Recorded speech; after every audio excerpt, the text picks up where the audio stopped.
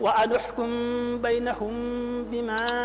أنزل الله ولا تتبع أهواءهم واحذرهم أن يفتنوك عن بعض ما أنزل الله إليك فإن تولوا فاعلم أنما يريد الله أن يصيبهم ببعض ذنوبهم وإن كثيرا من الناس لفاسقون أفحكم الجاهلية يبغون ومن أحسن من الله حكما لقوم يوقنون يا أيها الذين آمنوا لا تتخذوا اليهود والنصارى أولياء بعضهم أولياء بعض ومن يتولهم منكم فإنه منهم إن الله لا يهدي القوم الظالمين فترى الذين في قلوبهم مرض يسارعون فيهم يقولون نخشى أن تصيبنا دائرة فعسى الله أن ياتي بالفتح أو أمر من عنده فيصبحوا على ما أسروا في أنفسهم نادمين يقول الذين آمنوا أهؤلاء الذين أقسموا بالله جهد أيمانهم إنهم لمعكم حبطت أعمالهم فأصبحوا خاسرين يا أيها الذين آمنوا من يرتد منكم عن دينه فسوف يأتي الله بقوم يحبهم ويحبونه أذلة على المؤمنين أعزة على الكافرين يجاهدون في سبيل الله ولا يخافون لومة لائم ذلك فضل الله يؤتيه من يشاء والله واسع عليم إنما وليكم الله ورسوله والذين آمنوا الذين يقيمون الصلاة ويؤتون الزكاة وهم راكعون ومن يتول الله ورسوله والذين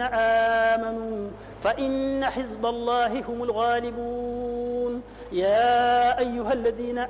آمنوا لا تتخذوا الذين اتخذوا دينكم هزءا ولعبا من الذين أوتوا الكتاب من قبلكم والكفار أولياء واتقوا الله إن كنتم مؤمنين وإذا ناديتم إلى الصلاة اتخذوها هزءا ولعبا ذلك بأنهم قوم لا يعقلون قل يا أهل الكتاب هل تنقمون منا إلا أن آمنا بالله وما أنزل إلينا وما أنزل من قبل وأن أكثركم فاسقون قل هل نبئكم بشر من ذلك مثوبة عند الله من لعنه الله وغضب عليه وجعل منهم القردة والخنازير وعبد الطاغوت أولئك شر مكانا وأضل عن سواء السبيل وإذا جاءوكم قالوا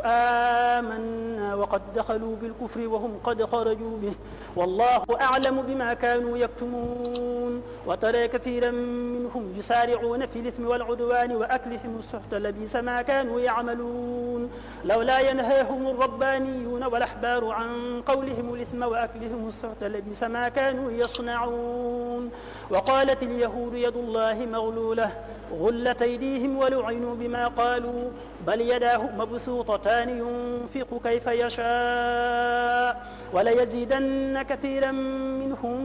ما أنزل إليك من ربك طغيانا وكفرا وألقينا بينهم العداوة والبغضاء إلى يوم القيامة كلما أوقدوا نارا للحرب أطفأها الله